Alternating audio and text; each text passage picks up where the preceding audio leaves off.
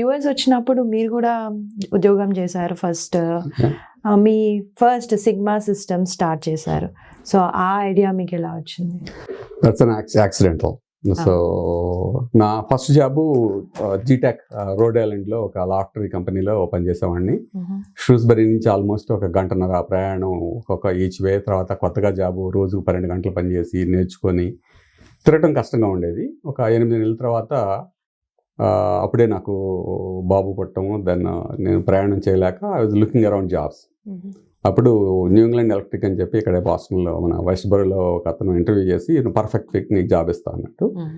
So సర్లే అని చెప్పి అక్కడ రిజైన్ చేశాను. రిజైన్ చేసిన తర్వాత ఇతనేమో ఈ జాబ్ ఆఫర్ ఎప్పుడు పంపించడు. So it was taking week 2, 3, 4 weeks అయిన తర్వాత then I got frustrated. I was looking for another job.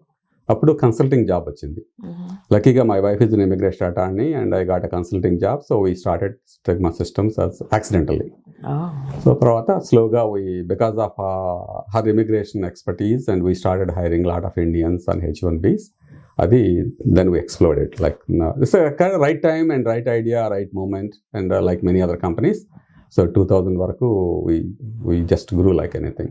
So what is Sigma Systems employee count? So count గురించి we basically is a staffing company. We used to be a systems integrator and then technology implementation partners with many other companies. But right now we're down to only IT and healthcare staffing, and that's all we do. We have almost employees in 21 states. Sigma కాకుండా we also have recently started an educational technology company called Shiminli. Shiminli అనేది it's basically we teach life skills to students from K1 to K12 world wide స్టూడెంట్స్కి. Mostly private institutions, high end private ఇన్స్టిట్యూషన్స్లో స్టూడెంట్స్కి academics కాకుండా we teach life skills. So that's also a very unique proposition, and we have a lot of business coming through Middle East right now. Okay, so students మీ కంపెనీని reach అవడం ఎలా? Like Shiminli we have 2 models. One is the B2B and B2C. The B2B model ఏంటంటే schools hire us directly as a supplemental education. అంటే ఇప్పుడు మేము academics ఏవి teach చేయము అసలు. So we teach all other life skills. అసలు emotional డిస్ట్రెస్ని maintain చేయడం ఎలాగో, ఎథిక్స్ అంటే ఏంటి, టీమ్ బిల్డింగ్ అంటే ఏంటి, క్యారెక్టర్ని ఎలా బిల్డ్ చేసుకోవాలి, ఫ్యాషన్ అంటే ఏంటి, హౌ టు బీ సింపుల్, ఇట్లాంటి లైఫ్ స్కిల్స్, ఫైనాన్షియల్ మేనేజ్మెంట్, అవి సప్లిమెంటల్ ఎడ్యుకేషన్ని we teach them through schools. Second model again our website shiminli.com వెబ్సైట్లోకి వెళ్ళి ఇండివిజువల్గా ఎవరైనా లెసన్స్ తీసుకోవాలనుకుంటే now we're also in AI driven model. And they can register and they can take the classes. I believe most of the students nowadays at least చాలా మంది కష్టపడుతున్నారు. In case if you guys want to reach out, you can go to the website. And Mohan గారు, తానా గురించి మాట్లాడాము, sigma systems గురించి మాట్లాడాము, teammate గురించి మాట్లాడాము. ఇంకా మాకు తెలియని ఇంకేమన్నా ఉన్నాయా మీరు చెప్పదలుచుకునేవి? ఏమి లేవండి. It's a great society. Luckily మనం ఏంటంటే ఒక 10,000 మైళ్ళ దూరం నుంచి ఇక్కడికి వచ్చాము. ఇక్కడ ఒక కుటుంబంలో కాకపోయినా కానీ ఎంతోమంది స్నేహితులతో ఒక కుటుంబాన్ని ఏర్పరచుకున్నాము. నలుగురితో కలిసి ఉంటాం, అవసరమైతే సమాజానికి ఉపయోగపడటం. దాంట్లో ఆల్మోస్ట్ సగం లైఫ్ ఇక్కడే గడిచిపోయింది. సో ప్రత్యేకంగా నేను ఇంకా నాకు తెలియదంటే ఏం లేదు, బట్ తెలుసుకోవాల్సింది చాలా ఉందని. I don't know what is my next thing. Teammate మాత్రం there is opportunity, maybe we can take it world wide. ఎందుకంటే ఇప్పుడు నాకు మా వాలంటీర్స్ ఉన్నారు, దాదాపుగా ఒక 25 కంట్రీస్లో సైన్ చేసిన వాలంటీర్స్ ఉన్నారు. చాలా రిక్వెస్ట్లు వస్తూ ఉన్నాయి.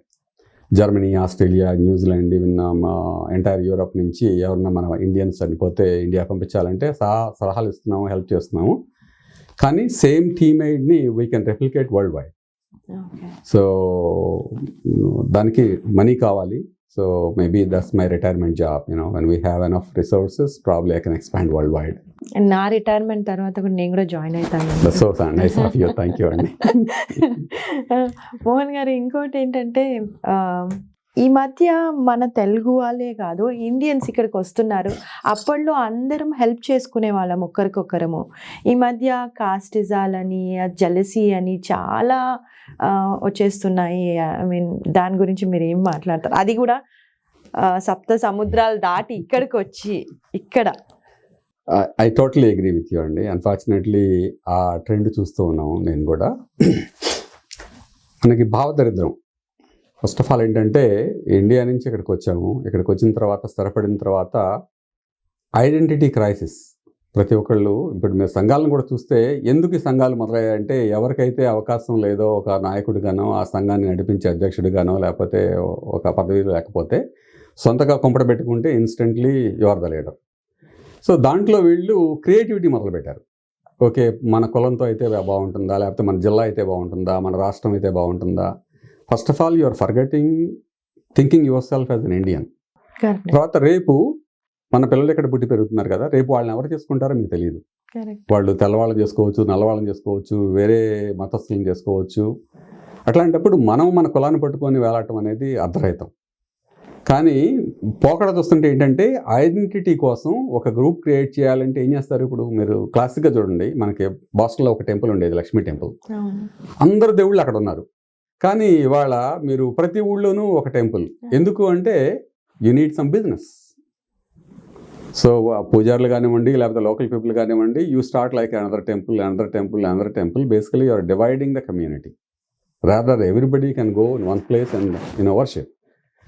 అట్లానే ఆ సంఘాలు కూడా అలా తయారయ్యాయి. ఇవాళ ఎవరికి వాళ్ళు ఓకే నేను అనుకోండి సొంతగా ఒక ఆర్గనైజేషన్ని, instantly you're a leader. So అది ఒక విధంగా చెప్పాలంటే మంచిది కాదు. రెండోది పోటీ మనస్తత్వం కూడా పెరిగిందండి. ఎందుకంటే మన ఇండియాలో it's a competitive environment, no doubt. Good competition is always good. కానీ ఇవాళ రేపు జనాలు అది చాలా నెగిటివిటీ. మన పిల్లలు కూడా మనం చూసి నేర్చుకుంటారు. వాళ్ళకు ఈ కాస్టిజాలు గురించి తెలియదు. అండ్ ఎవరో ఆల్ ఆఫ్ ఎ సడన్ వచ్చేసి మన పిల్లవాళ్ళని కూడా వాట్ ఈస్ యువర్ కాస్ట్ అంటే what do you mean by cost. That is the sad part and unfortunately. ఇంకా చెప్పాలంటే ఇండియాలో కన్నా ఇక్కడ మరీ దరిద్రంగా తయారయ్యాయి. మధ్య చూస్తుంటే ఈ పేరెడ్స్ కానీ చిన్న చిన్న పార్టీలు కానీ ఇట్స్ మళ్ళీ దాంట్లో కూడా కుల సంఘాల్లో కూడా మళ్ళీ స్ప్లిట్స్ రావడం మొదలయ్యాయి. అవును. సో కుల సంఘాల వరకు వెళ్ళారు మీరు. నైబర్హుడ్స్, ఫ్రెండ్షిప్స్ లో కూడా like splits. So I don't no, అంటే మనం we don't think beyond reasonable.